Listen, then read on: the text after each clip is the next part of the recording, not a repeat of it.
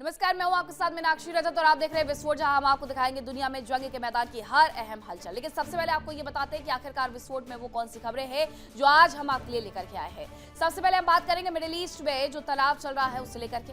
America और Iran के बीच में हमले तो लगभग रुक गए हैं।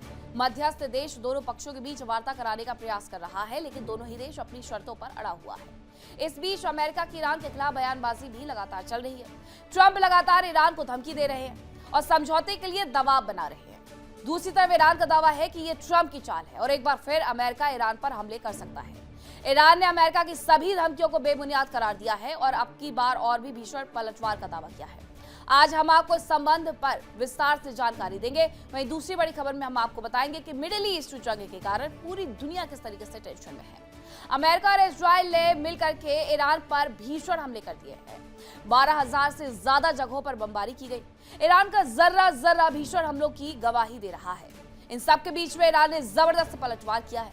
खाड़ी देशों में भारी तबाही भी मचाई है। अमेरिकी बेस को पूरी तरीके से बर्बाद कर दिया है। इजराइल में तो जबरदस्त बर्बादी हुई है। जंग में सीज फायर हुई, वार्ता का प्रयास चल रहा है, लेकिन इन सब के बीच में अमेरिका ने ईरान पर मनोवैज्ञानिक दबाव बनाना शुरू कर दिया है। अमेरिकी मीडिया का दावा है कि ईरान में IRGC और सरकार के बीच में सब कुछ ठीक नहीं है। हालांकि ईरान ने इस दावे को सिरे से नकार दिया है। इसके पीछे का सच क्या है वो आपको आज दिखाएंगे। तीसरी बड़ी खबर में हम आपको बताएंगे ईरान के प्रॉक्सी संगठन के बारे में, जो कि उसकी असली ताकत है।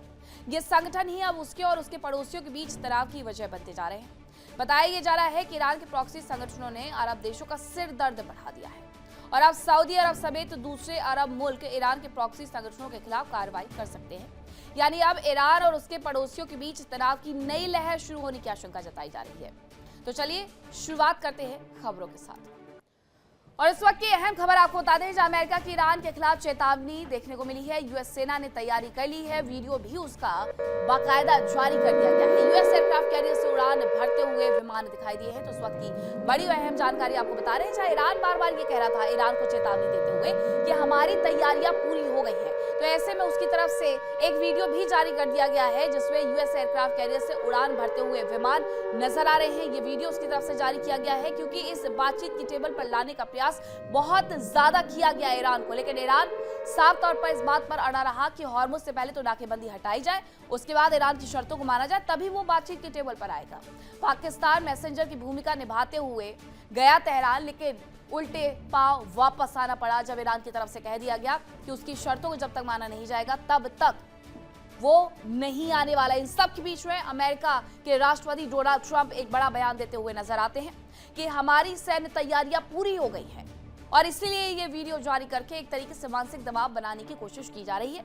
लेकिन ईरान भी कहां पीछे हटने वाला है। ईरान जिस बात पर अड़ा हुआ था उसी बात पर उसने अपना स्टैंड कायम रखा। वो बातचीत के लिए वहां पर नहीं गया और जिसकी वजह से ये वार्ता एक बार फिर से टल गई है। अमेरिकी डेलीगेशन को भी बीच रास्ते से वापस जाना पड़ा है। लेकिन इन सब के बीच में अब बातचीत कब होगी इसके बारे में कुछ भी नहीं बताया जा रहा है।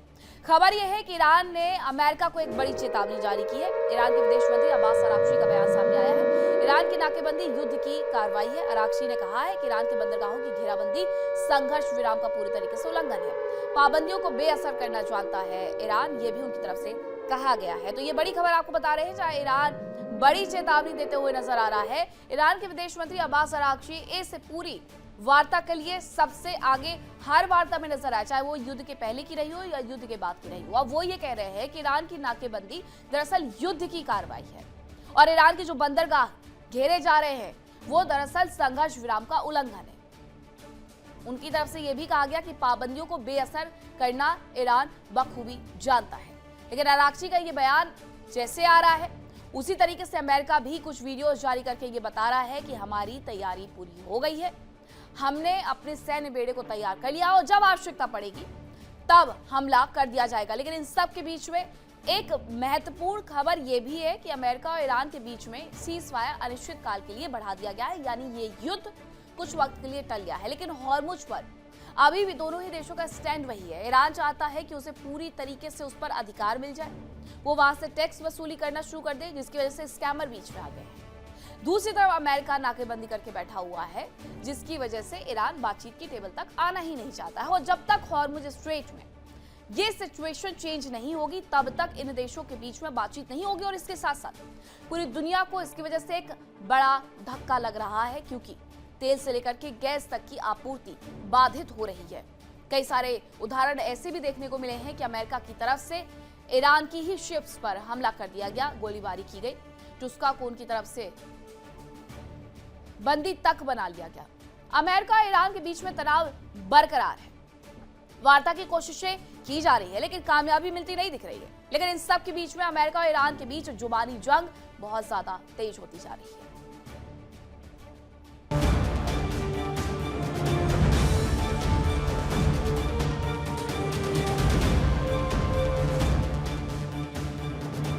मिडिल ईस्ट में जंग भले ही थम गई हो, लेकिन टेंशन अभी भी जारी है।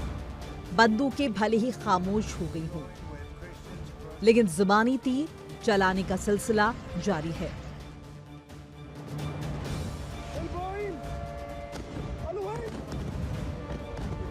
वार्ता के प्रयास भले ही फेल होते दिख रहे हों, लेकिन युद्ध विराम जारी है।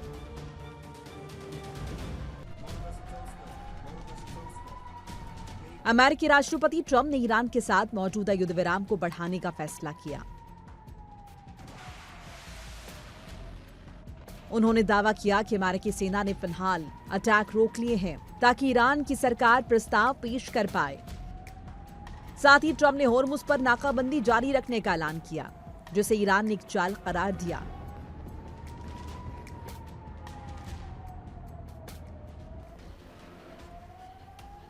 राष्ट्रपति ट्रंप ने सोशल मीडिया पर लिखे एक मैसेज में दावा किया कि ईरानी सरकार इस वक्त गंभीर रूप से बिखरी हुई है और यह होना ही था।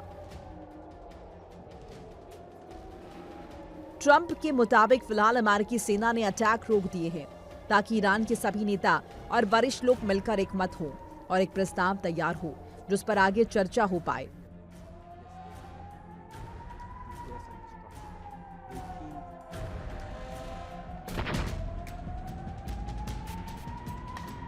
ट्रंप ने ऐलान किया कि फिलहाल होर्मुज पर अमेरिकी नाकाबंदी जारी रहेगी।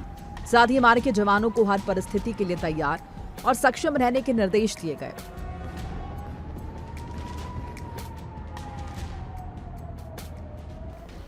ट्रंप के मुताबिक युद्ध विराम को तब तक बढ़ाया जाएगा जब तक ईरान की ओर से प्रस्ताव पेश नहीं किया जाता और बातचीत की उम्मीद पूरी तरह से खत्म नहीं हो जाती। उधर ईरान का दावा है कि सीजफायर का विस्तार अमेरिका की एक सोची समझी चाल है। ईरान के मुताबिक अमेरिकी अचानक हमले के लिए और समय लेने की एक सोची समझी रणनीति पर काम कर रहे हैं। बंदरगाहों की नाकाबंदी जारी रहने पर ईरान की ओर से कहा गया कि नाकाबंदी जारी रखना बमबारी से कम नहीं है और इसका सैन्य जवाब दिया जाना चाहिए। ईरान ने ट्रंप के ऐलान पर तीखा तंज करते हुए उन्हें हारा हुआ बताया। ईरान की ओर से कहा गया कि ट्रंप का सीजफायर विस्तार का ऐलान बेकार है, क्योंकि हारने वाला पक्ष अपनी शर्तें नहीं थोप सकता।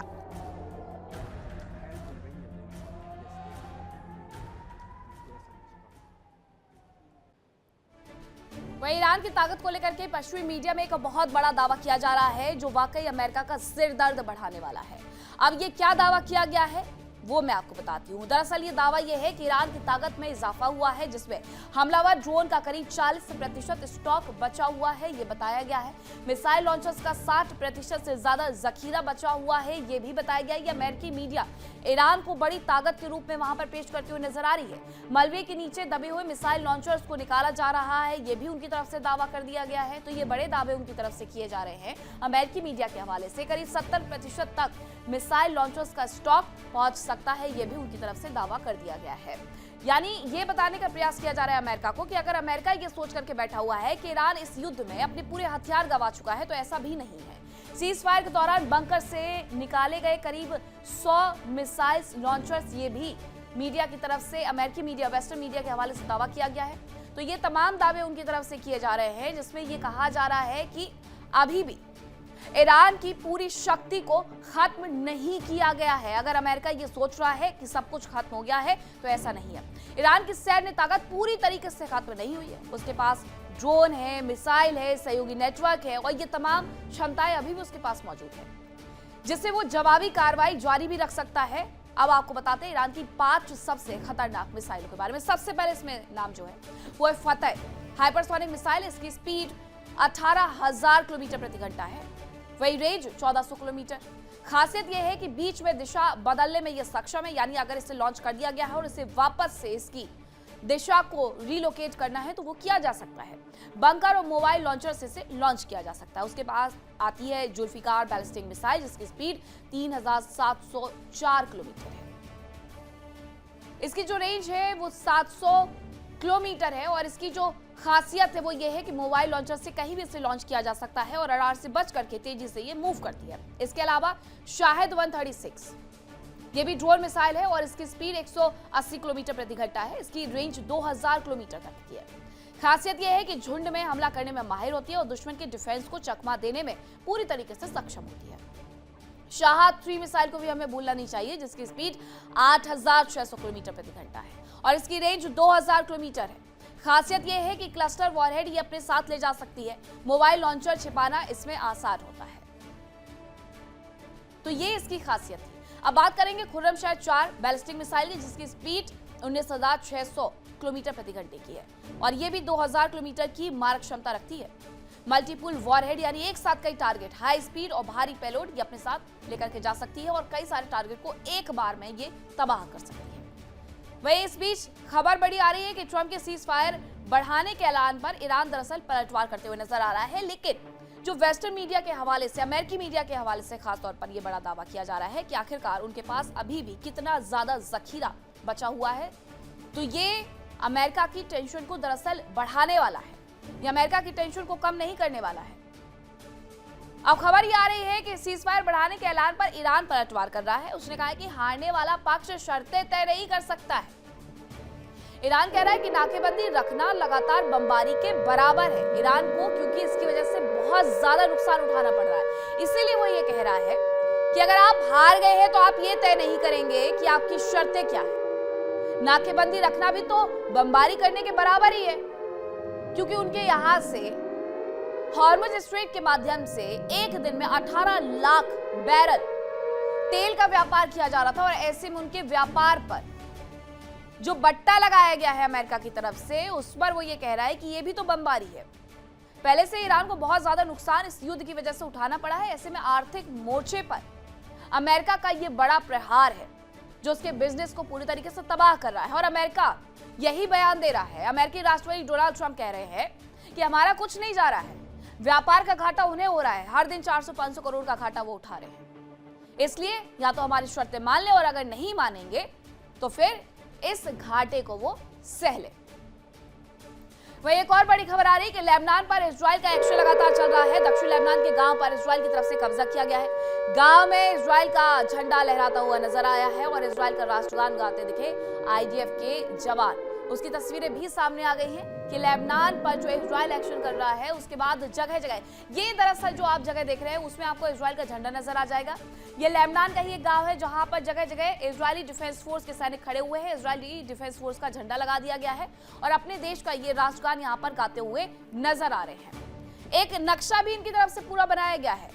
इजराइल एक नया नक्शा जारी कर चुका है जिसमें लेबनान के कई गांवों पर उसने अपना अधिकार बता दिया है और इस तरीके से वो ग्रेटर इजराइल बनाने के मंसूबों पर आगे बढ़ते हुए नजर भी आ रहा है। लितावी नदी तक तो पहले ही उसकी तरफ से कह दिया गया था कि उस पर वहां तक उनका अधिकार हो गया है। सुरक्षा चौकियां वो वहां पर बना रहे हैं, पोस्ट वो वहां पर बना रहे हैं, लेकिन दूसरी तरफ कुछ और गांवों को लेकर के अपना इजराइल का मैप उन्होंने आगे बढ़ा दिया है और लेबनान के बहुत सारे गांवों को अब इजराइल का अधिकार क्षेत्र बता दिया है। उन्हीं में से एक तस्वीर ये सामने आई है कि लेबनान के एक गांव में इजरायली डिफेंस फोर्स अपने देश का राष्ट्रगान गाते हुए नजर आ रही है, अपने देश का झंडा लगा करके। दूसरी तरफ ईरान कह रहा है कि अगर कोई देश हार गया है तो इसका मतलब ये नहीं है कि उसकी शर्तें मान ली जाएगी। यानी अमेरिका को एक हारा हुआ राष्ट्र बता करके ये कह रहा है कि अगर हम पर ये शर्तें थोपने का प्रयास कर रहे हो तो हम ये शर्तें कतई नहीं मानने वाले हैं। इन शर्तों से अभी भी उसे गुरेज है, परहेज है और नाकेबंदी को वो बमबार्डिंग से कम नहीं बता रहा है। वो कह रहा है कि ये भी तो बमबारी है, ये भी तो आप बम वर्षा हम पर कर रहे हैं। मिडिल ईस्ट में बातचीत होगी तब जाकर के इस युद्ध को समाप्त किया जाएगा, वरना ये सीज फायर सिर्फ उससे बढ़ाया जाएगा और ये कब तक लागू रहने वाला है, कब तक कोई देश इसका उल्लंघन नहीं करेंगे, ये भी अपने आप में सवाल है।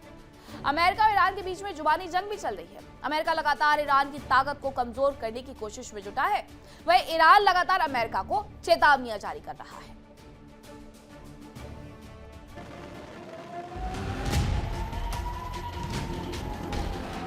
अमेरिका और ईरान के बीच सीजफायर फिलहाल जारी है।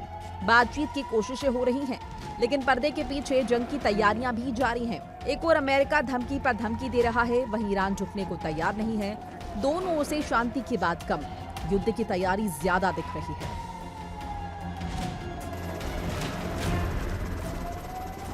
दूसरे राउंड की बातचीत से पहले अमेरिकी सेना ने ईरान के कार्गो शिप के खिलाफ एक्शन लिया। शिप को पहले चेतावनी दी गई, फिर उस पर कमांडो कार्रवाई की गई। अमेरिकी सेना ने शिप को अपने कब्जे में लिया है। जाहिर है इस एक्शन से दोनों देशों के बीच तनाव बढ़ गया है।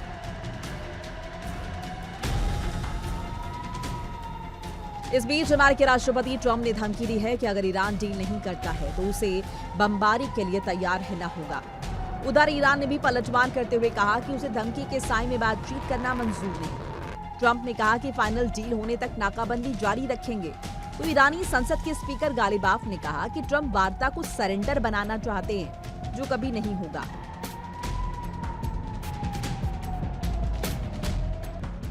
ईरान के राष्ट्रपति ने दावा किया कि अमेरिका ईरान को झुकाना चाहता है, लेकिन ईरान नहीं झुकेगा। अमेरिका की नाकाबंदी से सबसे नाराज IRGC बताया जा रहा है। बताया ये भी जा रहा है कि IRGC ने होर्मुज में एक्शन दिखाया। पैराग्लाइडर से ईरान के झंडे को लहराया गया। माना जा रहा है कि इसके जरिए अमेरिकी सेना को होर्मुज से दूर रहने के लिए कहा गया।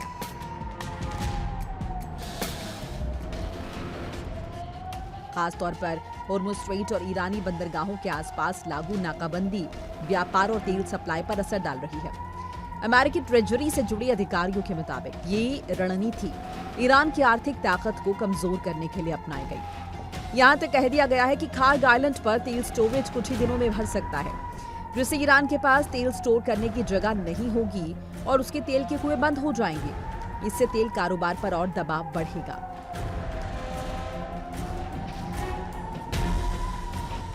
फिलहाल अमेरिका और ईरान के बीच टेंशन जारी है। हालांकि बातचीत की प्रक्रिया फिलहाल आगे बढ़ती नहीं दिख रही, लेकिन दुनिया सिर्फ यही उम्मीद कर रही है कि जंग टल जाए और बातचीत के जरिए मुद्दे सुलझा लिए जाएं।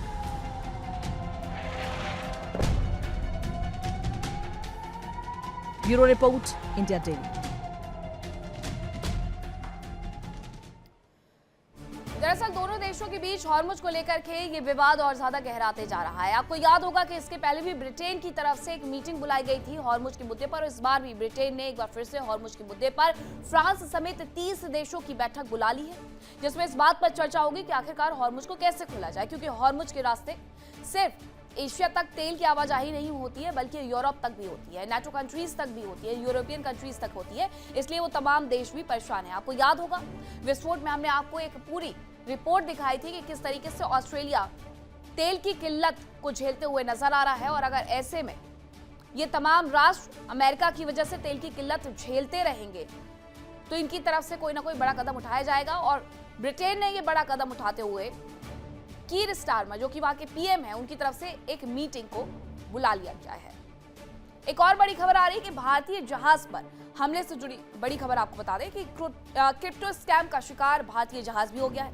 किसी ने जहाज से संपर्क किया, खुद को IRGC का प्रतिनिधि बताया और जहाज से क्रिप्टो करेंसी में पेमेंट करने की मांग कर दी। ये सूत्र कह रहे हैं। हॉर्मुज पहुंचे जहाज पर IRGC ने फायरिंग कर दी, ये भी बताया जा रहा है। यानी ये जो स्कैमर बैठे हुए हैं समुद्र में, वो दरअसल एक पूरा रुख अख्तियार किए हुए हैं। ये बता रहे हैं कि IRGC से है वो। अब ये आपको जरा AI जनरेटेड तस्वीरें हम आपको दिखाते हैं कि यहाँ से हॉर्मुज स्ट्रेट से गुजरने वाले जो भी जहाज हैं, इनके बारे में पहले इन स्कैमर्स की तरफ से इंफॉर्मेशन ली जाती है। उस इंफॉर्मेशन के माध्यम से ये कहते हैं कि यहाँ पर टोल वसूलना शुरू कर दिया गया है, अब आपको टोल देना होगा। और टोल आपको कैसे देना होगा? ये टोल आपको सीधे सीधे क्रिप्टो में देना होगा, क्रिप्टो करेंसी में देना होगा।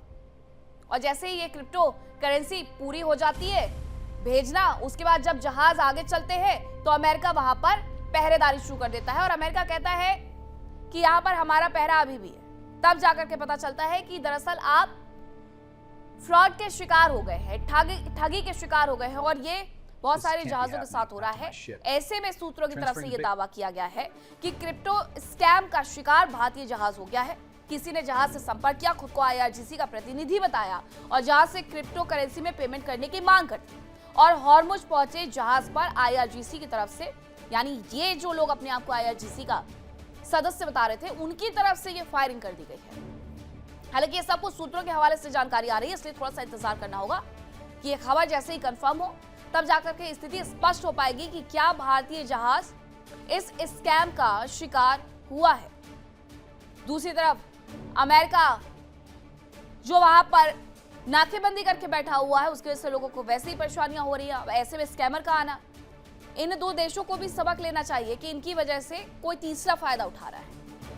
बड़ी खबर यह है कि टुस्का पर कब्जे के मामले में यूएन से हस्तक्षेप की मांग की जा रही है। ईरान ने टुस्का मामले में हस्तक्षेप की मांग कर दी है और ये यूएन से हस्तक्षेप की मांग की जा रही है, जिसमें कहा जा रहा है कि यूएन को इस पूरे मामले में दखल देना चाहिए। ईरान ने संयुक्त राष्ट्र को पत्र लिख करके मांग की है कि अमेरिकी कार्रवाई में तुरंत दखल दिया जाए। ये उनकी तरफ से मांग की जा रही है पत्र लिख करके, लेकिन ईरान यूएन को ये कोई पहला पत्र नहीं लिख रहा है, बल्कि इस युद्ध के साथ उसने कई पत्र ऐसे लिख दिए हैं, लेकिन उसका कोई नतीजा नहीं निकलता है। यूएन को पत्र जरूर से लिख दिया गया है, उनसे हस्तक्षेप की मांग जरूर से उठा ली गई है, लेकिन इसके बाद आखिरकार क्या, ये सवालिया निशान है। क्योंकि यूएन की तरफ से ऐसी किसी भी कार्रवाई, यानी अगर वो अमेरिका के दखल को, नाकेबंदी को वहां पर हटाने के लिए बोलता है, तो क्या अमेरिका उसके लिए राजी होगा? बिल्कुल भी नहीं। अमेरिका यूएन से लेकर के नेटो तक तमाम बयानबाजी करते रहता है और उसके साथ साथ वो इस बात का एहसास दिला देता है कि हर संस्था से बड़ा सिर्फ और सिर्फ अमेरिका है। और अगर अमेरिका बड़ा है तो अमेरिका इस बात से बिल्कुल भी प्रेशर में नहीं आने वाला है कि यूएन की तरफ से कहा गया नाकेबंदी को हटा लो। हालांकि ईरान का एक काम था, उसने कर दिया, उसने यूएन को पत्र लिख दिया है कि जो टुस्का के साथ, यानी उनके शिप के साथ हुआ है, वो गलत हुआ है। उसे अमेरिकी बेड़े की तरफ से बंधक बनाया गया, उसमें चेकिंग की गई कि आखिरकार क्या सामान लेकर के जा रहे हैं, उस पर गोलीबारी की गई थी। अब इसी पूरे मामले में हस्तक्षेप की मांग यूएन से की गई है और ये ईरान ने संयुक्त राष्ट्र को पत्र लिख करके मांग की है। दूसरी तरफ स्कैम बढ़ते जा रहा है हॉर्मुज के अंदर, इसलिए भी बेहद जरूरी है कि हॉर्मुज को क्लियर किया जाए ताकि बाकी देश इन स्कैमर्स का शिकार तो ना हो कम से कम। तो ये दो खबरें हैं कि मिडिल ईस्ट में अभी भी हालात सुधरे नहीं हैं। हाँ, युद्ध जरूर रुका है, लेकिन हालात जस के तस हैं। ईरान में IRGC और सरकार के बीच में क्या सब कुछ ठीक चल रहा है? दरअसल एक दावा है जो कि किया जा रहा है अमेरिकी मीडिया के हवाले से कि ईरान में सरकार और IRGC के बीच में सब कुछ ठीक नहीं चल रहा है। हालांकि ईरान की ओर से ऐसी किसी भी खबर से इनकार किया जा रहा है। तो क्या ये अमेरिका की ईरान के खिलाफ एक और साइकोलॉजिकल वॉर है जो कि शुरू हो गई है?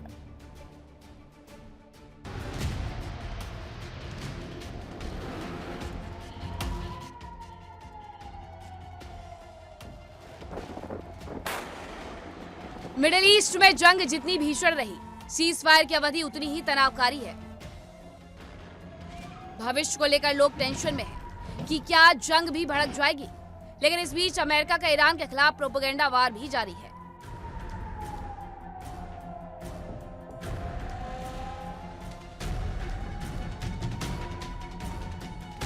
अमेरिकी मीडिया का दावा है कि ईरान में सत्ता का संतुलन ही बिगड़ रहा है।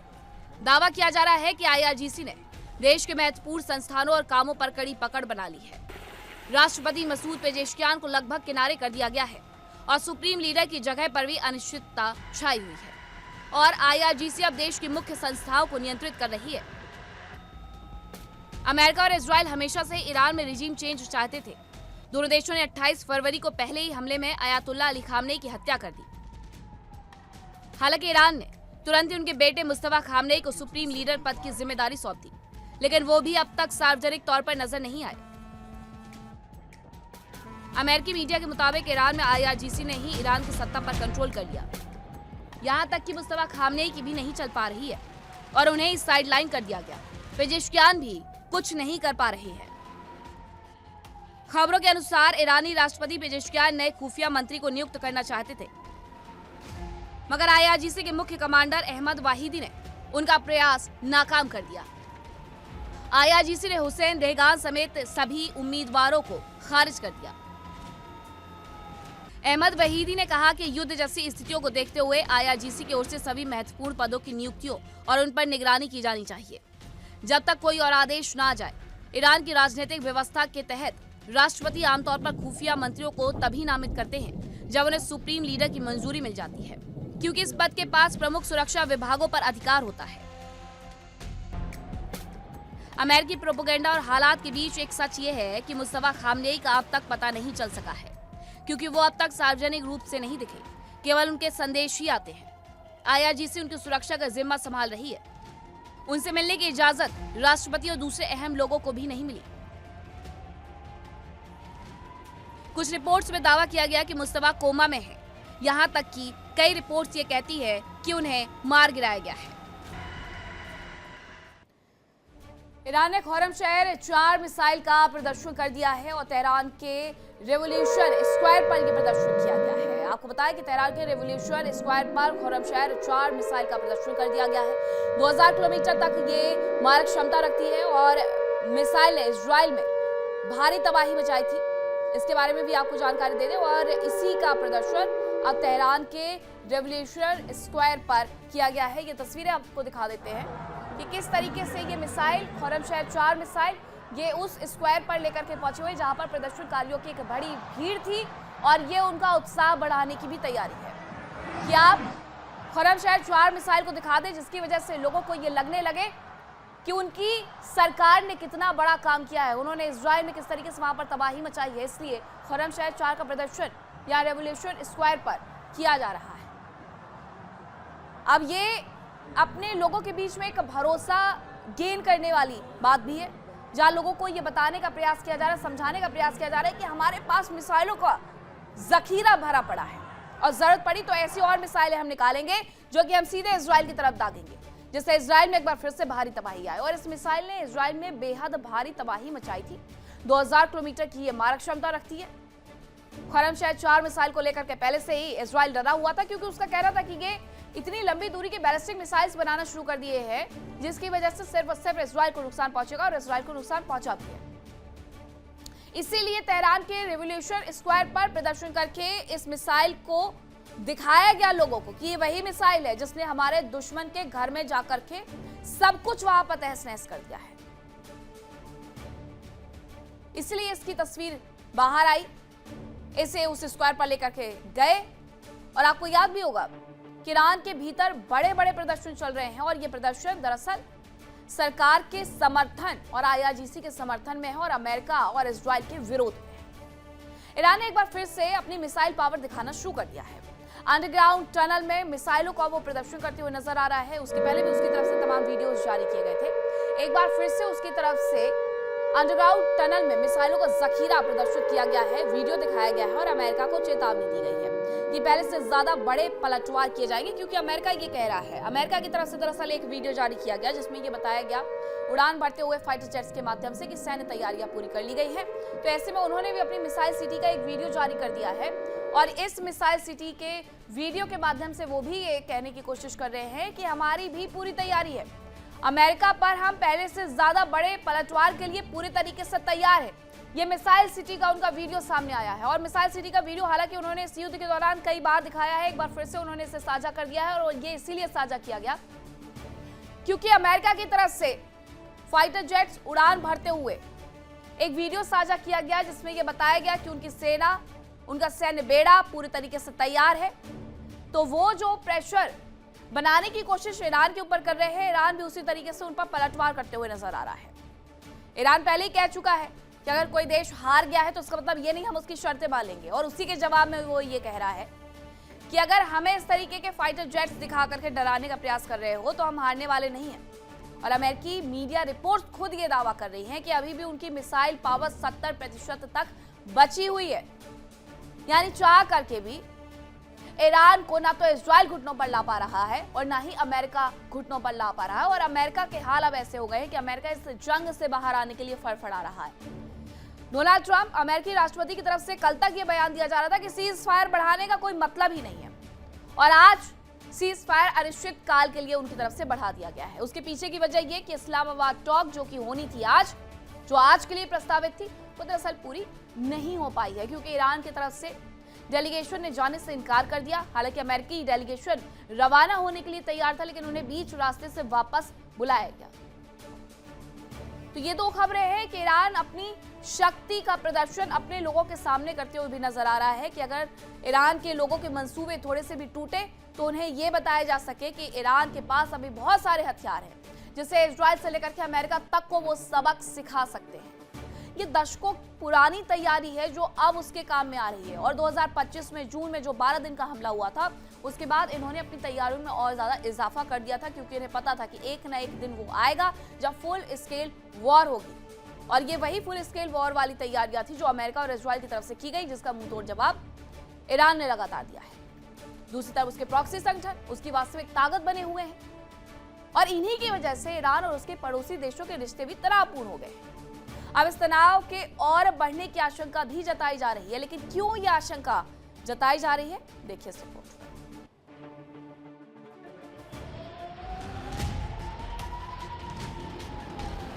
ईरान की सबसे बड़ी ताकत उसकी मिसाइल और ड्रोन तो ही है।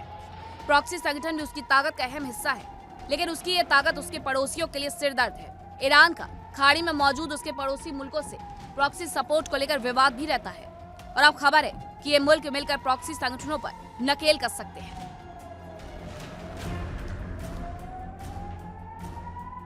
ईरान के IRGC का समर्थन हमास, हिजबुल्लाह, हूती और कतार जैसे संगठनों के साथ है।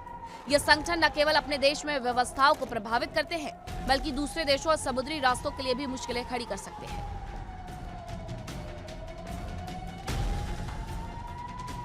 लेबनान में सीज फायर का मुद्दा कितना अहम था, ये सब जानते हैं।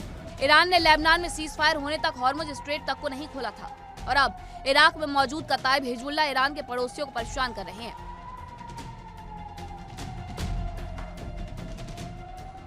बताया जा रहा है कि सऊदी अरब के लिए एक नया खतरा सामने आया है।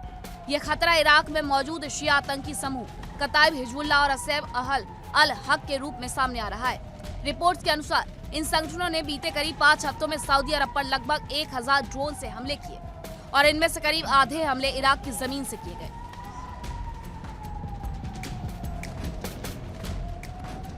सऊदी अरब की यानबू ऑयल हब की रिफाइनरी और पूर्वी इलाके के तेल ठिकानों को निशाना बनाया गया।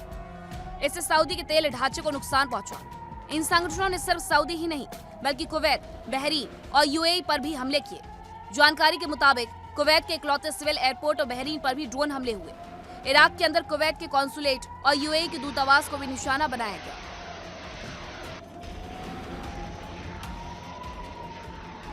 एक्सपर्ट्स का कहना है कि खाड़ी देश अब सीधे ईरान पर हमला करने के बजाय इराक में इन आतंकी संगठनों को निशाना बना सकते हैं। सऊदी अरब इराक में चेतावनी के तौर पर छोटे हमले कर सकता है। वहीं कुवैत और बहरीन भी अमेरिका को अपने इलाके से हमला करने की इजाजत दे सकते हैं। इन हमलों से इराक और खाड़ी देशों के रिश्तों में तनाव बढ़ गया है। कई बार ये आतंकी संगठन इराक की सरकार से भी ज्यादा ताकतवर नजर आते हैं।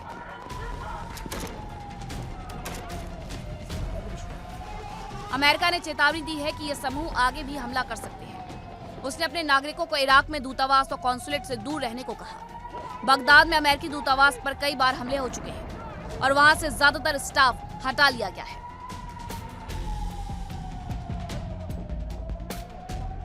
ये आतंकी संगठन ईरान की रणनीति का हिस्सा माने जाते हैं। ईरान ने खुद भी अपने दुश्मनों पर ड्रोन और मिसाइल हमले किए। इसके अलावा लेबनान का हिजबुल्लाह और इराक में मौजूद प्रॉक्सी समूह मिलकर हमले कर रहा है, जिससे ईरान की ताकत और बढ़ जाती है। इन्हें ईरान की ओर से हथियार और फंड मिलता है।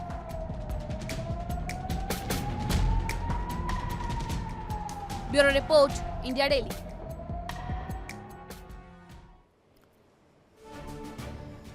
अब आइए आपको बताते हैं ईरान के प्रॉक्सी संगठनों के बारे में जो अब मुल्कों की मुसीबत बन चुके हैं। अब कौन कौन से वो मुल्क हैं जिनकी मुसीबत बने हैं और वो कौन कौन से संगठन हैं जो कि मुसीबतें खड़ी कर रहे हैं। तो इराक में सबसे पहले आपको बताते हैं कि इराक में कताइब हिजबुल्लाह, असैब अहमल अल हक को ईरान का समर्थन देता है। ईरान ये माना जाता है आतंकी संगठनों ने खाड़ी देशों पर कई सारे ड्रोन अटैक किए हैं।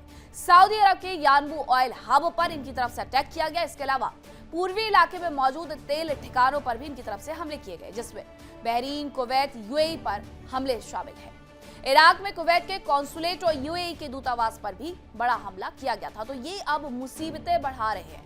ये ईरान के प्रॉक्सी पावर है। अब आइए आपको बताते हैं ईरान के प्रॉक्सी संगठनों की ताकत क्या है उसके बारे में। लेबनान से लेकर के इराक, यमन, गाजा में प्रॉक्सी संगठन एक्टिव है। ईरान के प्रॉक्सी संगठनों के पास करीब 2,50,000 यानी 2.5 लाख लड़ाके हैं और प्रॉक्सी संगठनों के पास अरबों का फंड है। बड़े हथियार ईरान की ओर से मिलते हैं इन्हें। इसके साथ साथ ट्रेनिंग भी मिलती है, फंड भी मिलता है और सपोर्ट भी मिलता है, जो इन्हें और ज्यादा बढ़ावा देते हैं। अब एक और बड़ी खबर आ रही है कि हॉर्मुज की नाकेबंदी को लेकर के आईआरजीसी की तरफ से चेतावनी जारी कर दी गई है। नाकेबंदी का मतलब दुश्मनी जारी रहना है, या आईआरजीसी की तरफ से कहा गया। उनकी तरफ से यह भी कहा गया कि नाकेबंदी जारी रखने का मतलब हॉर्मुज बंद रहेगा, जरूरत हुई तो नाकेबंदी को तोड़ देंगे। ये भी आईआरजीसी बड़े बयान देते हुए नजर आ रही है कि नाकेबंदी जारी रहने तक हॉर्मुज बंद रहेगा और बिल्कुल रहेगा। ईरान से अगर कोई तेल टैंकर बाहर जाना ही है तो जाएगा कैसे, क्योंकि अमेरिका बाहर पहरेदारी करके बैठा हुआ है। वहां से किसी जहाज को वो गुजरने नहीं दे रहा है। हालांकि वो अलग अलग बयान जरूर जारी करते हैं कि हमने यहाँ से इतने जहाज वापस कर दिए, कभी वो ये कहते हैं कि हमारी वजह से यहाँ से इतने जहाज गुजर गए हैं। वो सिलेक्टिव अप्रोच लेकर के चल रहे हैं कि किस देश के जहाज को वहां से गुजरने देना है और किस देश के जहाज को वहां से रोकना है। ये अमेरिका सिलेक्टिव अप्रोच लेकर के चल रहा है। हॉर्मुज की नाकेबंदी पर आईआरजीसी भी चेतावनी दे रहा है कि नाकेबंदी का मतलब आप हमसे और ज्यादा दुश्मनी ले रहे हैं और अगर ये नाकेबंदी जारी रही तो हॉर्मुज भी बंद रहेगा और अगर ऐसा रहा तो फिर हम नाकेबंदी को तोड़ भी देंगे। ये आईआरजीसी की तरफ से कहा गया है। यानी ये सीज फायर किसी ना किसी दिन टूटेगा जरूर। और अमेरिका ये उकसावे वाली कार्रवाई कर भी इसीलिए रहा है कि किसी तरीके से ये सीज फायर का उल्लंघन किया जाए और उसके बाद वो ताबड़तोड़ हमले करना शुरू कर दे।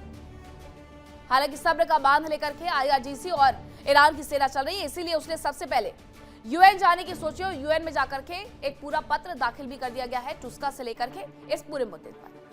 वही ईरान के जहाज टुस्का को लेकर के बड़ा दावा है। मिसाइलों के माध्यम से कच्चा माल ले जा रहा था टुस्का, ये बताया गया। ईरान में मिसाइल निर्माण के लिए ये सामान ले जाया जा रहा था। ये वेस्टर्न मीडिया रिपोर्ट्स दावा कर रही है कि ईरान का जो जहाज टुस्का पकड़ा गया है उसमें दरअसल मिसाइलों के लिए कच्चा माल ले जाया जा रहा था और ईरान में मिसाइल निर्माण के लिए यह सामान वहां पर भेजा जा रहा था। ये मिसाइल बनाने के लिए जरूरी रसायन लेकर के जा रहा था। ये वेस्टर्न मीडिया के हवाले से बड़े दावे किए गए हैं। हॉर्मुज के मुद्दे पर पहले से ही ईरान परेशान है। दूसरी तरफ अमेरिका जो उस पर आरोप लगा रहा है या फिर उसने जिस टुस्का जहाज को पकड़ा है उसमें सच में अगर मिसाइल बनाने का सामान था तो उसने ईरान की मुश्किलें और ज्यादा बढ़ा दी है। हालांकि ये चीन का था, चीन की तरफ से इसे भेजा गया था। ऐसे में चीन भी आंखें तरेर रहा है अमेरिका की तरफ। माना यह जा रहा था कि ईरानी डेलीगेशन पाकिस्तान नहीं आने के बावजूद अमेरिका अपना डेलीगेशन भेज सकता है, क्योंकि टुस्का से जो कुछ भी सामान बरामद हुआ है वो चीन का है और ऐसे में अमेरिका चीन से दुश्मनी लेने के लिए तैयार नहीं है। हाँ, इस पूरे युद्ध में वो चीन को निशाने पर ले जरूर रहा है, लेकिन डायरेक्ट तरीके से वो भी उस पर एक्शन नहीं लेना चाह रहा है, उससे बचते हुए नजर आ रहा है। ये दो खबरें बता रही है कि मिडिल ईस्ट में अभी भी आने वाले वक्त में कुछ भी सुधरने वाला नहीं है।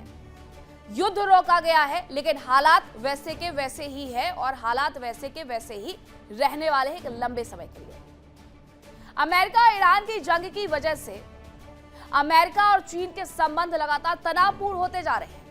दोनों ही देशों के रिश्तों में खिंचाव नजर आ रहा है और इसे देखते हुए अमेरिका एक और अहम व्यापारिक रूट पर शिकंजा कसने की तैयारी में है और उसकी तरफ से एक बड़ी डील भी साइन कर ली गई है।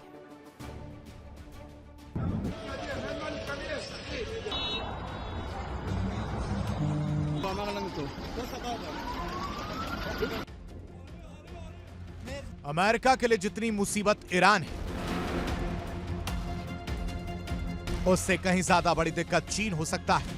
अमेरिका हर हाल में चीन को कमजोर करने की कोशिशों में जुटा है। हालांकि वो खुलकर चीन का विरोध नहीं कर पा रहा है, लेकिन पर्दे के पीछे खेल जारी है। अमेरिका ने हॉर्मुज में चीन के जहाजों पर एक्शन लिया तो चीन ने साफ चेतावनी दी, जिसके बाद चीन के जहाज नाकेबंदी के बावजूद हॉर्मुज से गुजर गए। लेकिन अब खबर है कि चीन ने दुनिया के एक और अहम व्यापारिक रूट मलक्का स्ट्रीट में दखल देने का मन बना लिया है। मलक्का स्ट्रेट इंडोनेशिया, मलेशिया और सिंगापुर के बीच स्थित है। इस पर इन्हीं 3 देशों का कंट्रोल बताया जाता है। यह हिंद महासागर को प्रशांत महासागर से जोड़ता है और एशिया को मिडिल ईस्ट और यूरोप से जोड़ने का सबसे छोटा समुद्री रास्ता है। यही वजह है कि रास्ता पूरी दुनिया के लिए बहुत जरूरी है और हर साल करीब 80,000 जहाज इस रास्ते से गुजरते हैं। मलक्का स्ट्रेट दुनिया का अहम समुद्री रास्ता है, जहां से 25 से 40% व्यापार होता है। यहां से हाल ही में यूएसएस मिगुएल कीथ के गुजरने से चीन की चिंता बढ़ी। ये रास्ता तेल सप्लाई के लिए बेहद जरूरी है और यहां तनाव बढ़ने से वैश्विक व्यापार प्रभावित हो सकता है।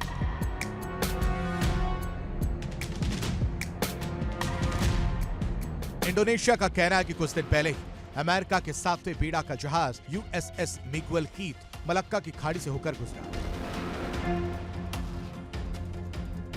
ये खास जहाज है जो समुद्र में ही कमांड सेंटर की तरह काम करता है। इससे हेलीकॉप्टर उड़ाए जा सकते हैं, छोटे जहाज चलाए जा सकते हैं, साथ ही सैनिकों के रहने की भी व्यवस्था होती है। माना जा रहा है कि इंडोनेशिया के जरिए मलक्का पर अमेरिका की नजर है। मलक्का स्ट्रेट में अमेरिका की सक्रियता ने चीन की टेंशन बढ़ा दी, क्योंकि इस रास्ते पर बहुत ज्यादा निर्भर है। उसका करीब 60 से 80% तेल आयात इसी रास्ते से होता है। शायद इसलिए चीन के पूर्व राष्ट्रपति हू जिनताओ ने इसे मलक्का डिलेमा यानी दुविधा कहा था। यानी अगर ये रास्ता कभी बंद हुआ तो चीन की अर्थव्यवस्था पर सीधा असर पड़ेगा।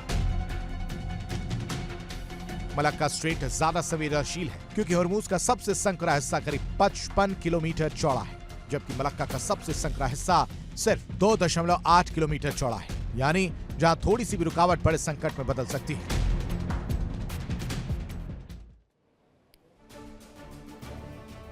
हॉर्मुज स्ट्रेट जहां से 20% का व्यापार होता है, वहीं मलक्का स्ट्रेट जहां से लगभग 36% का व्यापार होता है। और यहां से होने वाला व्यापार जिसमें से 70 से 80% भागीदारी सिर्फ और सिर्फ चीन की है, तो ये सीधे सीधे अमेरिका चाइना को टारगेट करते हुए नजर आ रहा है। आपने चौड़ाई समझ ली कि 2.8 किलोमीटर, सिर्फ इतना ये चौड़ा है, यानी बेहद ही सकरा है एक तरीके से। और अगर यहां से निकलता हुआ जहाज किसी तरीके से फंस जाता है तो वो भी मुश्किलें खड़ी कर सकता है। लेकिन अमेरिका पहले से ही वहां पर रुकावट करने की तैयारियां कर चुका है। इजरायली सेना की क्रूरता की तस्वीरें सामने आई हैं। वेस्ट बैंक में एक बेकरी में घुसते हुए इजरायली डिफेंस फोर्स के जवान नोटिस किए गए हैं।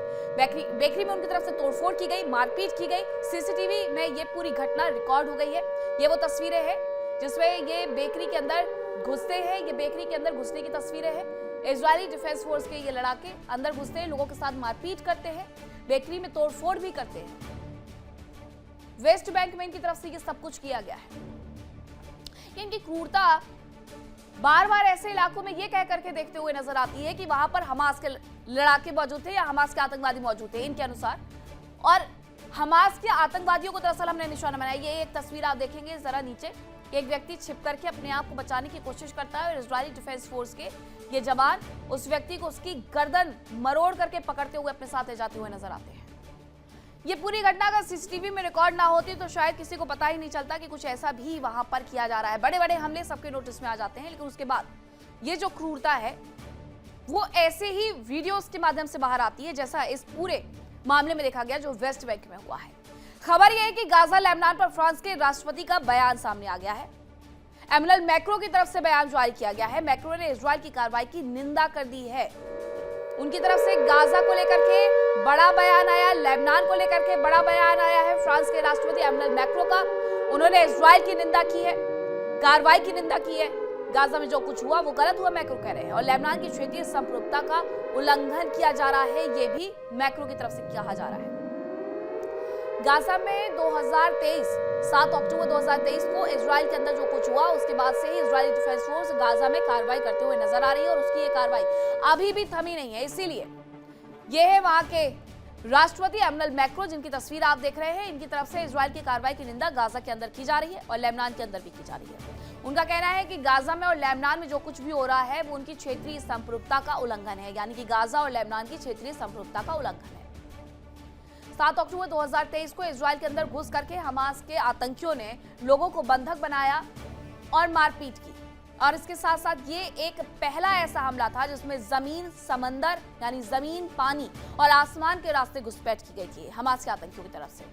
पूरी दुनिया ने इस पूरे हरकत पर अपने बयान जारी किए थे, किसी ने उसे समर्थन नहीं दिया था, लेकिन उसके बाद से अब तक जो कार्रवाई की जा रही है उस पर भी पूरी दुनिया की राय बटी हुई नजर आती है कि ये क्रूरता है जो कि इजराइल की तरफ से की जा रही है।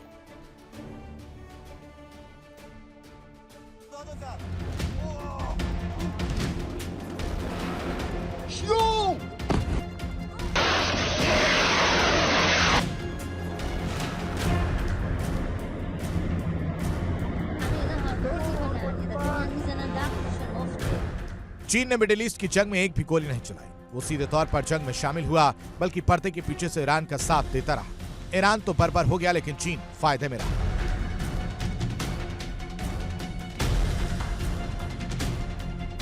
ईरान अमेरिका युद्ध में बिना सीधे शामिल हुए चीन को बड़ा फायदा मिला। उसने अमेरिका की सैन्य रणनीति समझी, ऊर्जा रिन्यूएबल सेक्टर में अपनी पकड़ मजबूत की और कूटनीतिक छवि एआई और रेयर अर्थ मिनरल्स में भी बढ़त हासिल हुई। इस जंग ने चीन को वैश्विक स्तर पर और मजबूत बना दिया। जंग से सबसे ज्यादा फायदा चीन को सैन्य जानकारी के रूप में मिला। इस युद्ध में अमेरिका ने अपने कई आधुनिक हथियार इस्तेमाल किए, जैसे जैस ईआर मिसाइल, टॉमहॉक, पैट्रियट और थार्ड सिस्टम। इससे अमेरिका के हथियारों का बड़ा स्टॉक कम हो गया। वहीं चीन ने इस पूरे युद्ध को ध्यान से देखा और समझा कि अमेरिका कैसे लड़ता है, एआई का इस्तेमाल कैसे करता है और कैसे सस्ते ड्रोन महंगे डिफेंस सिस्टम को कमजोर कर सकता है। हॉर्मुज़ स्ट्रेट में तनाव की वजह से तेल और गैस की सप्लाई पर असर पड़ा। ऐसे में दुनिया के कई देश अब रिन्यूएबल एनर्जी की ओर तेजी से बढ़ रहे हैं। चीन पहले से ही सोलर, विंड, बैटरी और इलेक्ट्रिक व्हीकल की सप्लाई चेन में 70% से ज्यादा हिस्सेदारी रखता है। चीन लगभग 85% तक अपनी ऊर्जा जरूरतें खुद पूरी कर लेता है और इसके पास तेल का अच्छा भंडार भी है।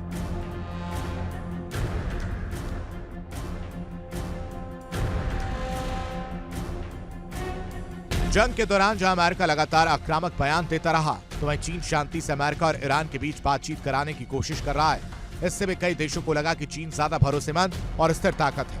वहीं अमेरिका के सहयोगी देशों को यह भी महसूस हुआ कि संकट के समय अमेरिका हमेशा साथ नहीं दे सकता। मिडिल ईस्ट में चल रहे एआई प्रोजेक्ट्स पर युद्ध का असर पड़ा, जिससे पश्चिमी देशों की कंपनियों का निवेश जोखिम में आ गया। ऐसे में चीन को आगे बढ़ने का मौका मिला, क्योंकि उसके पास पहले से ही मजबूत एआई इंफ्रास्ट्रक्चर है और वो बिना बाहरी मदद के भी आगे बढ़ सकता है।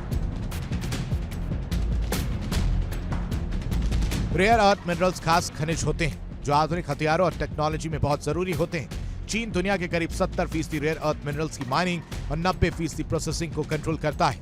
अमेरिका ने इस युद्ध में जितने ज्यादा हथियार इस्तेमाल किए, उतनी ही उसकी चीन पर निर्भरता बढ़ती गई। साफ है कि जंग में भले ईरान बर्बाद हो गया, अमेरिका को भारी नुकसान उठाना पड़ा, उसकी आर्थिक हालत और वैश्विक छवि बर्बाद हुई, लेकिन चीन फायदे में रहा। Bureau report, India daily.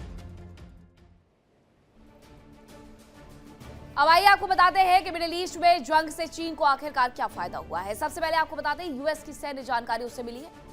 चीन को अमेरिका की सेना से संबंधित अहम जानकारियां प्राप्त हुई हैं और ये रिपोर्ट्स भी कहती हैं कि उनकी तरफ से जो सीसीटीवी कैमरों का इस्तेमाल किया जा रहा था, उनकी तरफ से जो तमाम उड़ानें की जा रही थी, उसमें सीधे सीधे जानकारी ईरान को दी जा रही थी। और जंग में अमेरिका ने इस्तेमाल किए अपने हथियार, ये भी पता चला, आधुनिक हथियार। चीन को अमेरिका की जंग लड़ने के तरीके के बारे में पता चला। सस्ते ड्रोन से महंगे डिफेंस सिस्टम को नाकाम करने की तकनीक के बारे में पता चला। और भी फायदे हुए हैं ऊर्जा के क्षेत्र में। हॉर्मुज़ स्ट्रेट में तनाव की वजह से तेल और गैस की सप्लाई प्रभावित हुई और अब रिन्यूएबल एनर्जी की ओर कई देश बढ़ते हुए नजर आ रहे हैं, जिसमें solar, wind, battery, electric vehicle supply में चीन का दबदबा बढ़ गया है। रिन्यूएबल एनर्जी से संबंधित सप्लाई चीन में जो चीन का हिस्सा है वो 70% है और अपनी जरूरतों का करीब 85% हिस्सा खुद पूरा करता है चीन। और मुश्किल समय के लिए चीन ने तेल का एक बड़ा भंडार पहले से इकट्ठा किया हुआ है। इसके साथ उसकी कूटनीतिक छवि बेहतर हो गई है। जंग में अमेरिका ने लगातार आक्रामक बयान दिए। चीन ने शांत तरीके से दोनों पक्षों की वार्ता करवाने की कोशिश की और कई देशों को चीन ज्यादा भरोसेमंद लगा और स्थिर ताकत लगा। अमेरिका से दूर होते उसके कई सहयोगी देश देखे गए, जिसमें यूएई भी शामिल है, जो चीन और रशिया से जाकर के बातचीत कर रहा था। इसके बाद एआई और टेक्नोलॉजी में अमेरिका से आगे चीन निकलने की होड़ में नजर आया। मिडिल ईस्ट में चल रहे एआई प्रोजेक्ट्स पर जंग का असर देखने को मिला। पश्चिमी देशों की कंपनियों का निवेश पर जोखिम देखने को मिला। चीन ने अपने एआई इंफ्रास्ट्रक्चर को मजबूत किया और चीन ने एआई से संबंधित कारोबार को आगे बढ़ा दिया। इसके साथ साथ रेयर अर्थ मिनरल्स, जो उसका सबसे बड़ा हथियार है चीन का, आधुनिक हथियारों और टेक्नोलॉजी के लिए अहम है ये रेयर अर्थ मिनरल्स। और दुनिया में रेयर अर्थ मिनरल्स की करीब 70% माइनिंग सिर्फ और सिर्फ चीन की तरफ से की जाती है। रेयर अर्थ मिनरल्स की करीब 90% की प्रोसेसिंग पर चीन का कब्जा है। नए हथियार बनाने के लिए चीन पर ज्यादा निर्भर हो गया है अमेरिका और चीन आपस में लड़े नहीं, लेकिन एक दूसरे का नुकसान करने की कोशिश बहुत की गई, खासतौर पर अमेरिका की तरफ से। लेकिन चीन ने भी उसमें बड़े फायदे उठाए हैं, जिनमें से 5 हमने आपको गिनवाए हैं। इस बीच एक और बड़ी खबर आ रही है कि आखिरकार किस तरीके से शांति बनाने के प्रयास तो किए जा रहे हैं, लेकिन शांति होते हुए कहीं पर भी नजर नहीं आ रही है। अब चीन की न्यूक्लियर पावर से जुड़ी हुई एक बड़ी खबर आपको बताती हूं, जहां बड़ा दावा किया जाता है कि चीन एक साथ 50 रिएक्टर बना सकता है। यह बड़ा दावा किया गया है। चीन की न्यूक्लियर पावर से जुड़ी हुई बड़ी खबर जरा दिखाइएगा। ये जो खबर है वो ये बता रही है कि किस तरीके से बड़ा दावा ये किया जा रहा है कि चीन एक साथ 50 रिएक्टर बना सकता है। ये खबर है। चीन के पास करीब 60 ऑपरेशनल रिएक्टर है, ये भी बताया गया। चीन के 36 न्यूक्लियर रिएक्टर निर्माणाधीन है। और ये पहले दावे हालांकि अमेरिका की तरफ से कर भी दिए गए थे कि उसकी तरफ से, चीन की तरफ से 60 ऑपरेशनल रिएक्टर है और चीन 36 न्यूक्लियर रिएक्टर बना रहा है, निर्माणाधीन है। ये दावा जब अमेरिका की तरफ से किया गया था तब चीन ने इस बात से इनकार भी किया था। लेकिन ये सच है कि वो अपनी न्यूक्लियर पावर को लगातार बढ़ाते जा रहा है, उसका विस्तार करते हुए नजर आ रहा है। और उसने जब इसका विस्तार कर लिया है तो ये बेहद महत्वपूर्ण है कि आखिरकार उसके पास कितने रिएक्टर हैं। लेकिन वो तो एक साथ 1, 2, 3, 4 नहीं बल्कि 50 रिएक्टर बनाने की क्षमता रखता है। चीन के पास 60 ऑपरेशनल रिएक्टर है, ये भी वेस्टर्न मीडिया का दावा है। और ये दावा अमेरिका की तरफ से कुछ बयानों में किया भी गया था, जिससे चीन ने इनकार कर दिया था। इतना ही नहीं, ये भी बताया गया कि चीन के पास अभी भी ऐसे 36 न्यूक्लियर रिएक्टर्स हैं जो कि निर्माणाधीन है। अब रिपोर्ट्स आपको दिखाते हैं।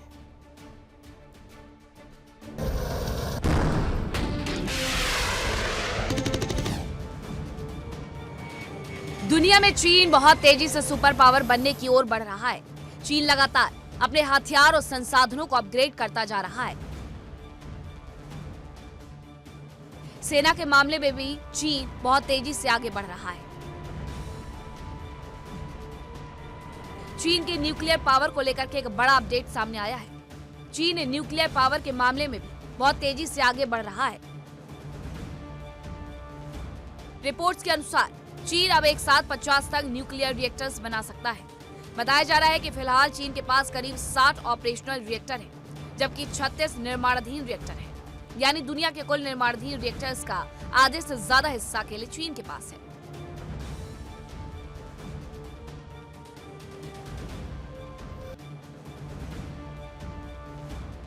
चीन लगातार अपनी न्यूक्लियर पावर में इजाफा करता जा रहा है।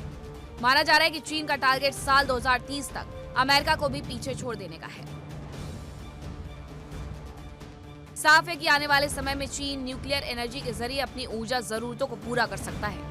यानी आने वाले समय में उसकी तेल या दूसरे स्रोत पर निर्भरता कम हो सकती है।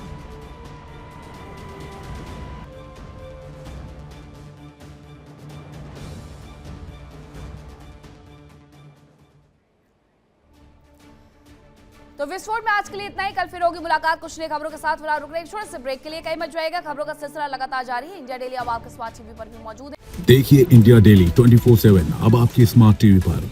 इंडिया डेली मौजूद है सभी डिजिटल प्लेटफॉर्म पर लाइव और लगातार।